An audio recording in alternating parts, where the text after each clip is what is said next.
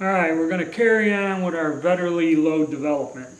Now, what has happened is I'm trying to develop a load using the Old West heeled bullet mold and the bullet, which has to be done on a 38mm long case. Alright, I took two rifles. I took this one here, which is an 81. It's a little bit in rough condition.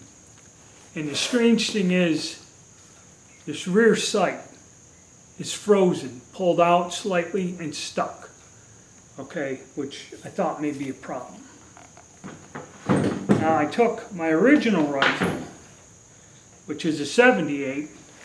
Now this is the one I developed years ago when I first started with. Any ammunition, any type of brass fits in this chamber, and I developed a 350 grain accurate bullet mold load for this with a 42mm long case, and shot this at 200 yards, and it's like right on.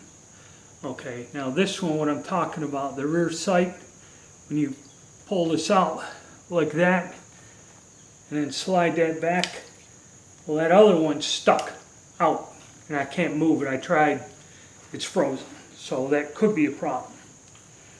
So in the beginning of this, what I done is, because I was developing the short 38mm case and using this rifle as a test platform, this first one, the 81, I went out again after I ran a chronograph and got the bullet going up 1,300 feet per second. So I said, now I'm in that ballpark, that bullet should be traveling and where the sight should be. Okay, so now we're going to go and look at the clips of me starting to, starting off with the first attempt at 200 yards.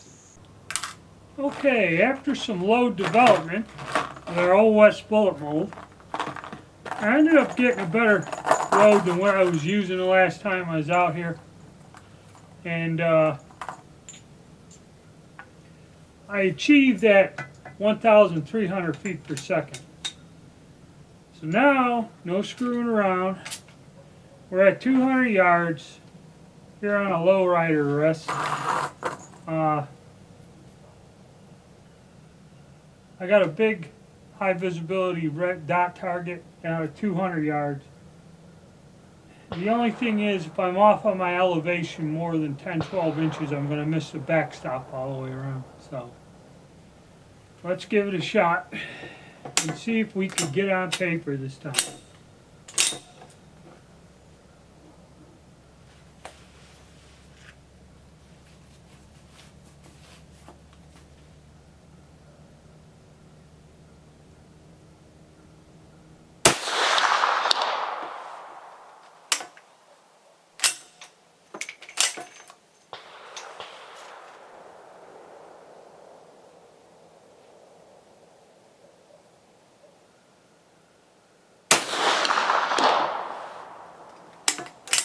Check with the spotting scope, and I think I'm going to change this rest, get up higher. Okay, nothing quite obvious, but we're going to try it again and see what we can do.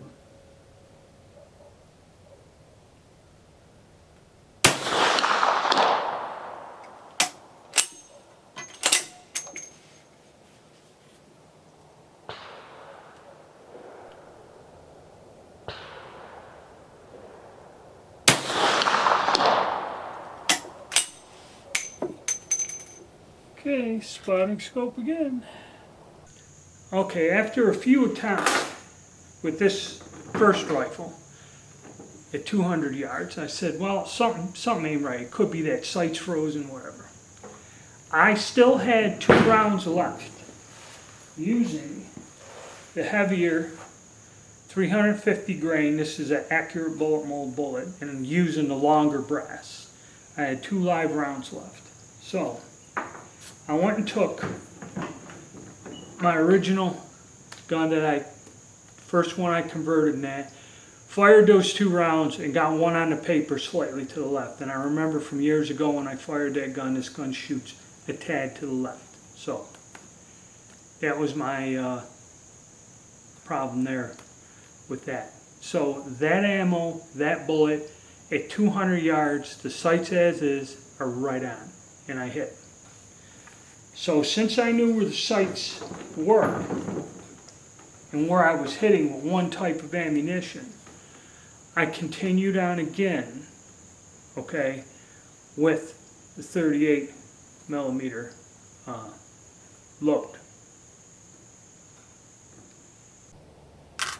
Okay, no luck with that one. This rifle, I'm using the Accurate Bullet Molds bullet in my load.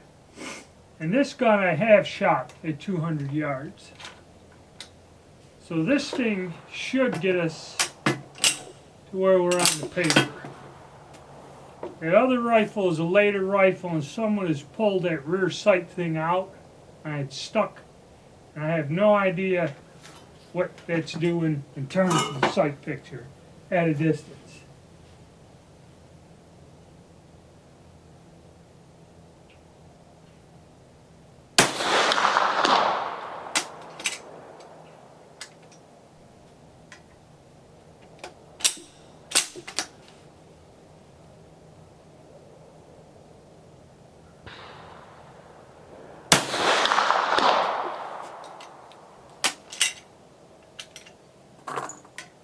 Those look like a solid hit.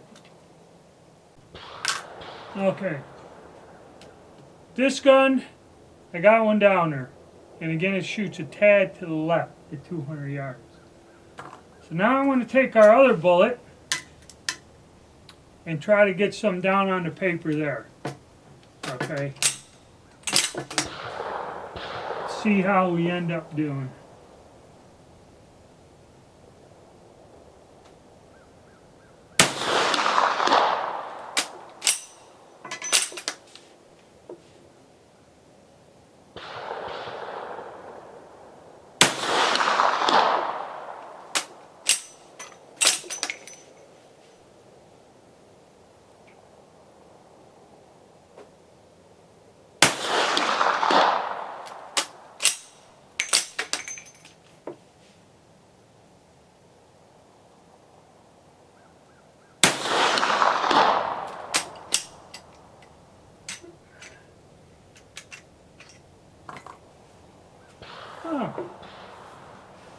See what we did. Okay, after I went on a little bit with the other bullet, the other load, I realized it was shooting like 12, 13 inches high at 200 yards. When I adjusted my sight picture and aimed below the backstop, it was coming up to 12 inches and hitting in the center of the target. Also, another thing, the type of conversion I've done in this rifle was the one where I made a block and didn't modify the firing pin. And all the times I've shot it, about 40, 50 times, the gun never hung up. And you'll see where it's misfiring or hanging up.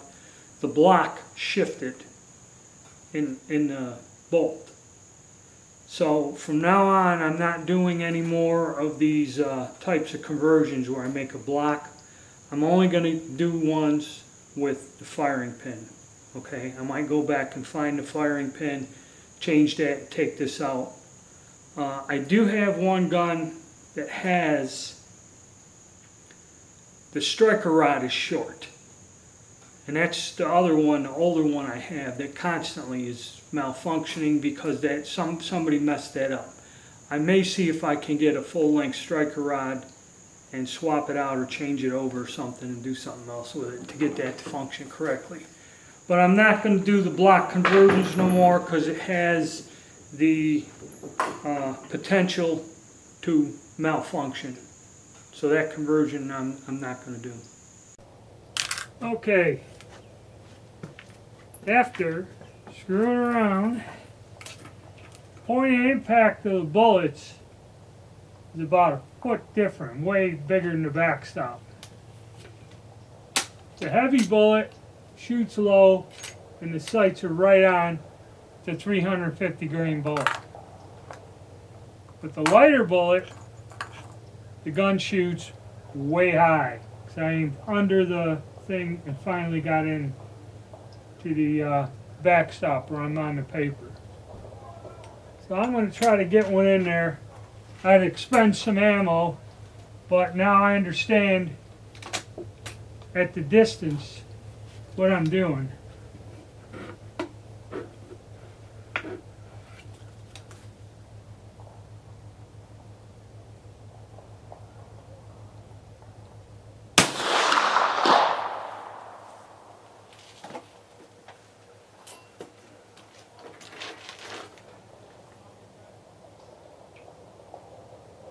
Huh, holy crap, that was a bullseye. Well, I got one in the bull. I just got to try to remember the sight picture now. Man.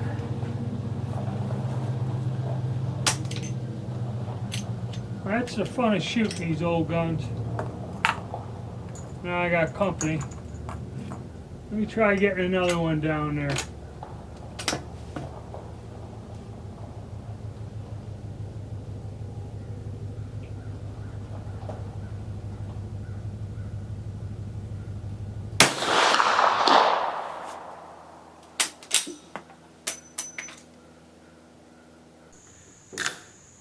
Once I figured out where the gun was shooting and where the where the sights were, that it was shooting, that ammunition is shooting high, I was able to get some shots into the bullseye at 200 yards.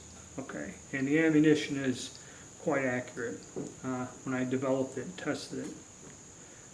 So we'll take a look at the target and I'll give you my conclusion on what's going on here.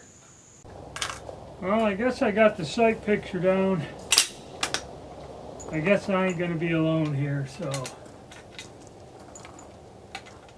let me get a few more in.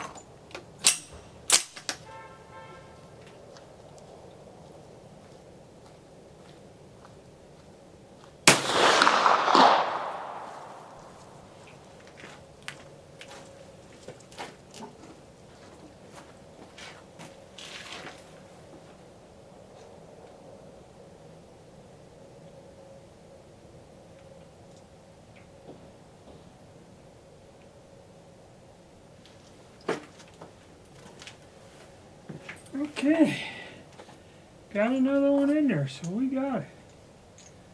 Here you go, finish this up.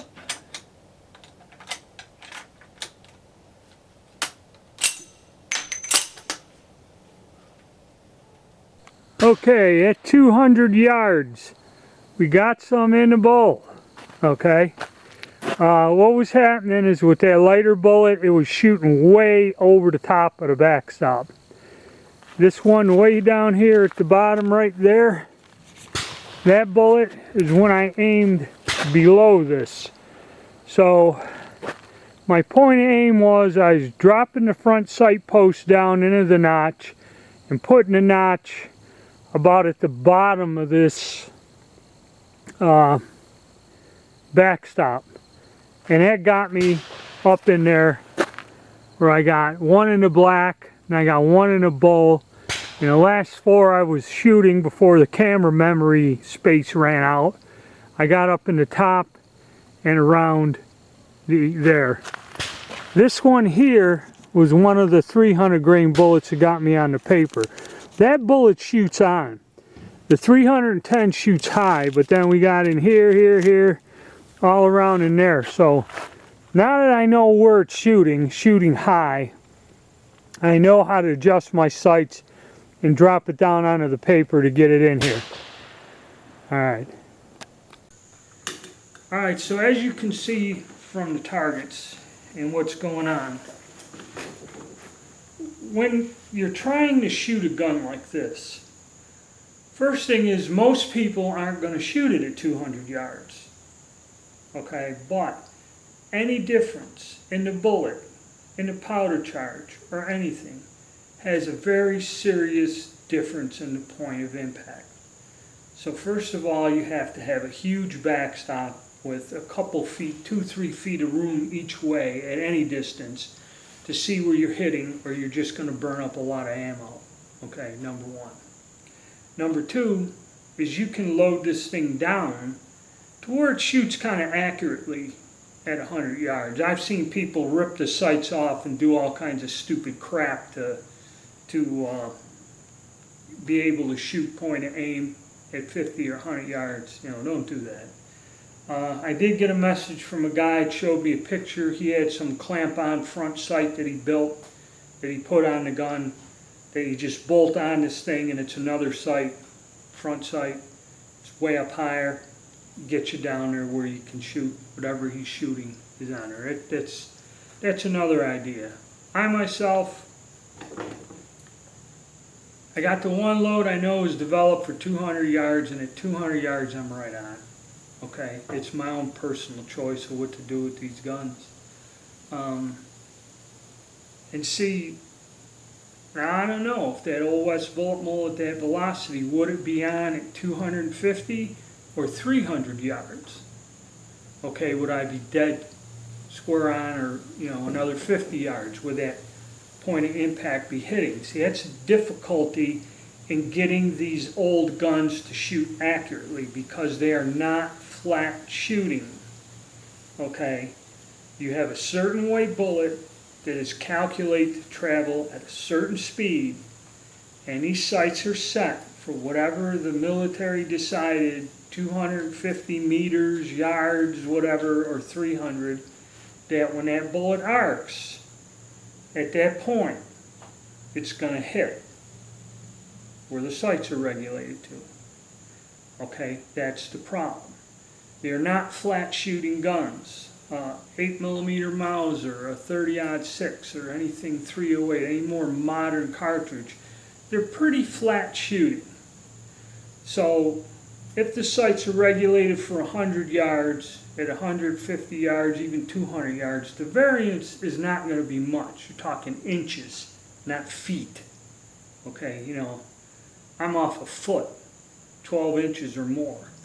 So that's a pretty big difference. That is why when you mess with these old guns, you got to put a lot of work, a lot of ammo, a lot of time, and a lot of money to get the results I get. It's not that easy, and it's not something unless you're willing to spend the time and money to achieve the results that I get. There are no shortcuts. Okay, I know a lot of you try to get information out of me to take a shortcut, but there are none. You have to work with your gun and work with it to get it to do what you want. Thanks.